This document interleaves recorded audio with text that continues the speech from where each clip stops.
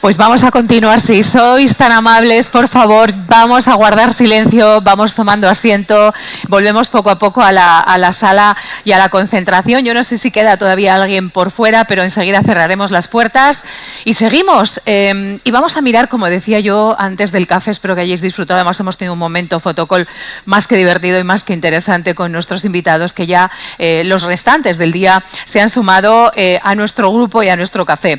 Vamos a mirar en primer lugar a Letonia, porque, como bien sabéis, no es nada nuevo. La situación política de Letonia ha sido y es objeto de interés para la Unión Europea en los últimos años y en este momento de forma especial.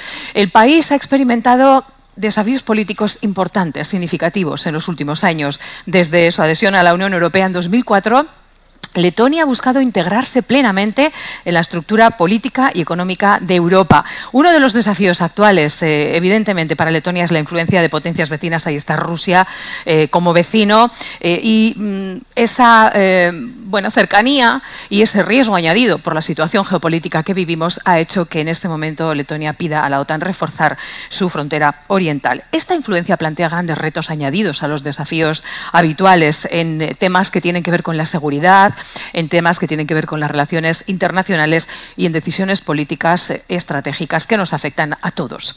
Latvia's political situation has been a subject of interest for the European Union in recent years, as the country has experienced significant political challenges. Since joining the European Union in 2004, Latvia has sought to fully integrate into the European political and economic structure.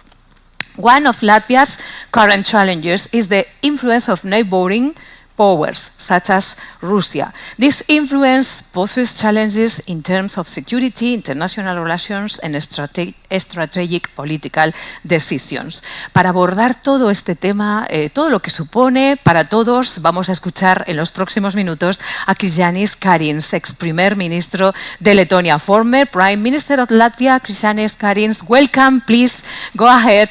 Thank you so much for being here with us.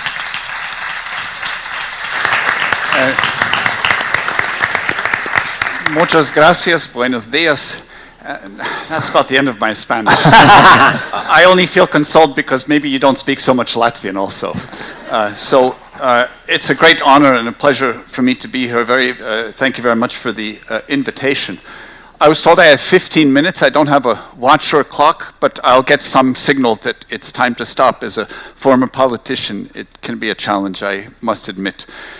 In the European Parliament, you're giving 30 seconds or 1 minute, but when I was Prime Minister, no one felt that they could really stop me, so it's a little bad. But I want to talk about the changing world that we're facing. Change is always very, very tough, especially when it happens rapidly. To understand what's happening, to understand how should I react, is it good, is it bad, how can I get an advantage of it, is it only bad, and it's upsetting to people. But what we're living in, and your generation, congratulations, you are living through a tremendous seismic shift, probably as big a seismic shift as what we had in 1989, 1990 when the Berlin Wall fell. I think this is the biggest shift since that time. What has been the driver? The US, the United States. The elections, we know that since January when Trump became president, he has upended 3 basic pillars of US policy that affects the entire world because it is the largest economy, the largest military. So they have a completely different trade policy, a completely different security policy, and a radically different foreign policy. Trade policy, US used to be, and they also taught my country, open markets, free trade, this is the road to prosperity. What do we have now? We have the President Trump championing tariffs and barriers to trade. So that's a radically different proposition, and it affects every country around the world because all of our countries, either directly or indirectly, are greatly affected via trade and investment with the United States. The world's still single largest economy as a country, although the EU as a bloc matches the US. Then we have the security situation, which has changed. In Europe, Europeans have become used to, for better or worse, since the end of World War II, that the US is the guarantor of our security. So NATO, that really means the US, they have our back, so we invest in roads, we invest in social structure, we invest in education and healthcare. US does security. No. Obama started saying, please, Europe, invest in defense. He was very polite. So Europe didn't really invest in defense. Then came Trump. Invest in defense. He was not so polite, but we didn't really take it that seriously. Then came Biden, a very polite man. Please, please invest in defense. It didn't work out. Then came Trump too. If you don't invest in defense, I'll tell Putin to attack you. Oh, everyone is investing in defense. What the US wants is to focus its military on the Pacific, on the threat of China. And the US wants Europe to take responsibility. But it's happening now. And the question is, how will Europe be able to accept this responsibility? Following me, the UK ambassador to Spain will be speaking.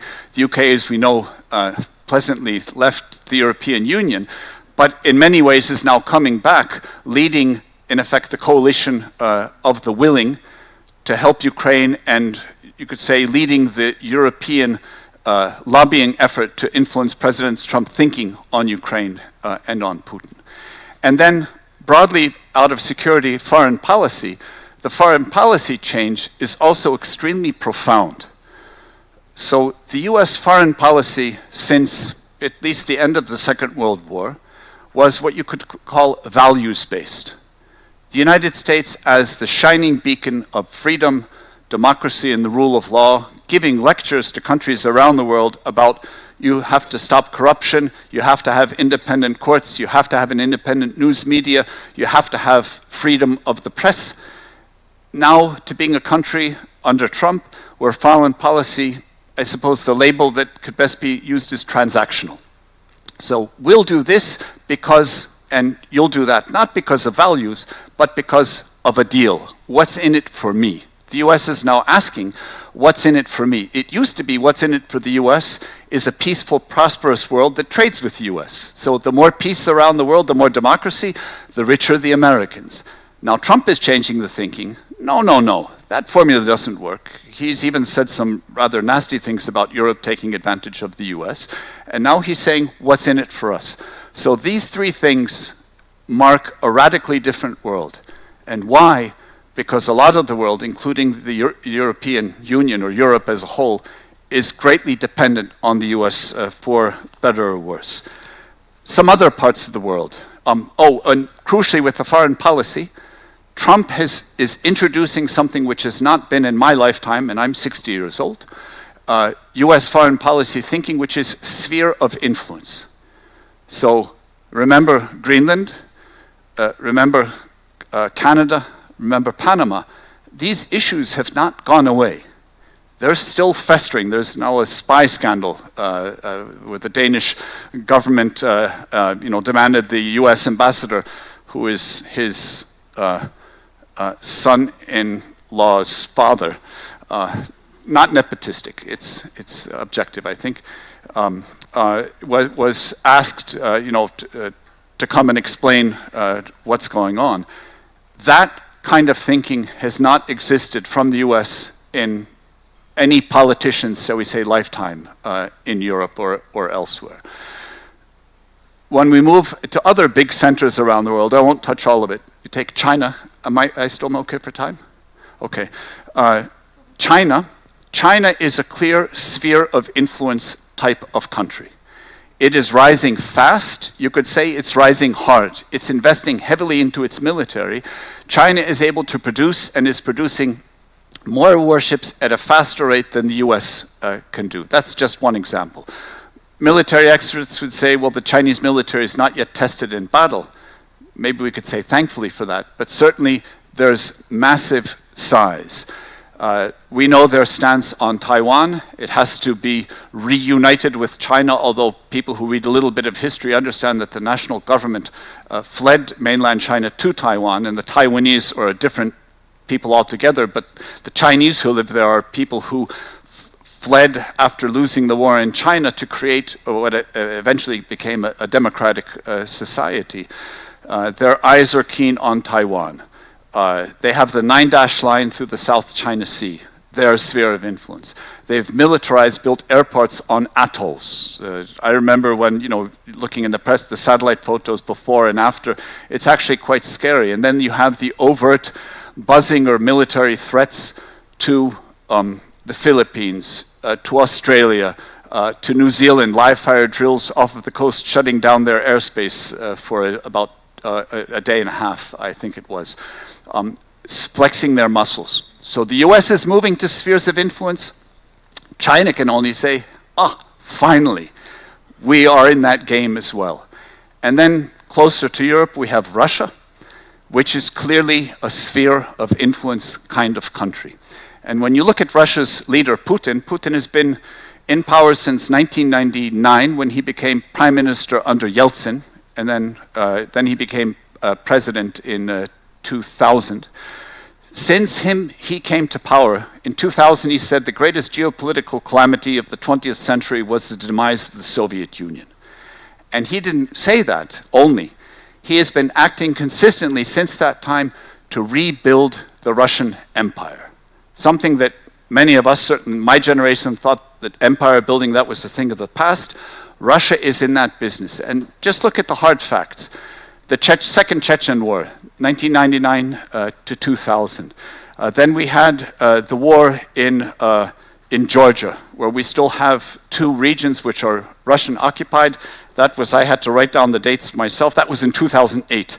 And interestingly, 2009 was when Obama came to power, and he wanted to reset with Russia just after Russia had invaded a neighboring country. Then in 2014, that's when the war in Ukraine started, with the occupation and then illegal annexation of Crimea, and the war in Donbas started. In 2015, that's when Russia got involved in Syria. In 2018, they were in the Central African Republic, among other places, with the Wagner Group. You remember the Wagner Group. They've apparently been disbanded, and now they just admit it's Russia. It's not some independent group. And then, of course, in February of 22, when the all-out, full-scale war of Ukraine started. So Putin's path is not only sphere of influence, like China. I like this territory, or Trump saying, I want Greenland to be part of the US. Putin is not saying, I want something. He is sending tanks and drones and soldiers to kill people and to seize as much territory as he can. So it's not a whim. It is a profound, if completely warped, ideology that he is following, which, if you read what they're saying, there's no outer limit to the Russian Empire. And that's a scary thought, certainly for those of us who happen to live next to Russia, who happen to have been historically part of the Russian Empire. That's my 5 minutes. Okay. So then we come to Europe, to us. Yay! I understand you're a pro-European group of people, as am I. But if we look at us seriously, there's a lot of great things to be said about Europe. It's a great place to live. We are the bastion of democracy in the world today. But we are arguably very weak and disunited. The European Union, I spent 10 years in the European Parliament, almost 5 years in the European Council. I have a sense of how the system works also from the inside. And we work well in a crisis. COVID is an extreme example. But generally speaking, we're 27 countries that sometimes we have coinciding interests, but very often we don't. We don't have a federal structure. We're not a country. We don't have a federal finance ministry that controls all of the money. And we don't have a federal army or anything close to a commander-in-chief as the US has. So the US is a country. They federalized in the 1789, was it? When they federalized. So that's more than 240 years ago. So they have a completely different structure than we do. And our inherent weakness is also a great, great potential. We want to support Ukraine, but we really don't have the military muscle to do it on our own, although the financial muscle we do have. And we're trying to influence the US, on whom we're still dependent militarily for our security. So it's a tough situation. Final words on the war in Ukraine. It's been going on for more than 3.5 years. I was Prime Minister when it started. We had a planned council meeting on the 22nd. I arrive into Brussels. I meet my ambassador. And, you know, you can see visibly that she's just, you know, upset, shot. And she's saying, everyone is saying 3 days tops, and that's the end of Ukraine. And I said to her, how many millions of people live in Ukraine? At the time, it was close to 40. And you're telling me that the Ukrainians are just going to roll over and play dead? And of course, we know the history. The Ukrainians have an incredibly resilient society. How they do that, I think, is beyond certainly any of us living today, because we've not experienced that kind of war on our own soil, but with Western help. But we have now 3 diverging goals, 3 different goals in Ukraine. Putin's goal, destroy Ukraine, not changed. Zelensky's goal, save Ukraine, keep it independent. And to do that, he needs security guarantees from us, Europe, and from the US, crucially. And the US's goal, Trump, with his flurry of diplomatic energy in the past 3 weeks, he wants the war to stop, as he wants the war in Gaza to stop. But he doesn't seem to be very sensitive as to how it swaps. He's a real estate developer. Come on, it's about land. You know, Park Avenue, the east side, the west side, you take the east side and develop, I'll take the west side, or we'll swap. How much will you pay me? He's thinking literally in terms of, it's something we can agree upon. Imagine that Florida was being attacked. I don't know, Maduro really goes off the hook. And Trump says, okay, you take the Everglades, I'll keep Miami Beach. You know, because it's a development area, and, you know, we'll leave the swamps to the... No, he would not leave the swamps to the Venezuelans. I don't think they would attack. But so 3 very different goals. And then Europe. We want the war to stop, but we also want to make sure that Russia is stopped by a very strong security guarantees, where various European countries, including Great Britain, are talking of they'd be willing to send boots on the ground. Also my country has talked, I don't know if the government has made any formal decision, but certainly there's talk that this would probably be needed. But crucially, everyone wants to know what the US's role would be, that they'd be there to backstop. So, my prediction, and, you know, don't put any money on it, but Putin will continue in his war until he is somehow stopped, either by force, by sanctions, I don't know, his economy at some point falling apart, but he will not stop because he says, oh, my belly is now full, because it would only be full if he gets all of Ukraine. And once he gets all of Ukraine, why stop there? You're on a roll. What else is there? Maybe Moldova? Maybe the rest of Georgia, hell, maybe even a part of Europe. So it's a dangerous world we're entering. The US is withdrawing, and Europe needs to step up. We have a weak structure. The question is, will your generation, because it's up to you guys, will you say, to hell with it? Actually, we need to not only pull together, I think we need to federalize. Would your generation be the generation to say, look, with the US, with security, we can afford to be disunited. With an aggressive Russia and a withdrawing US, can we afford that luxury further? The question, or the ball, in a sense, is in your generation's court. I wish you all success, because I have a lot of stake in it as well. Thank you.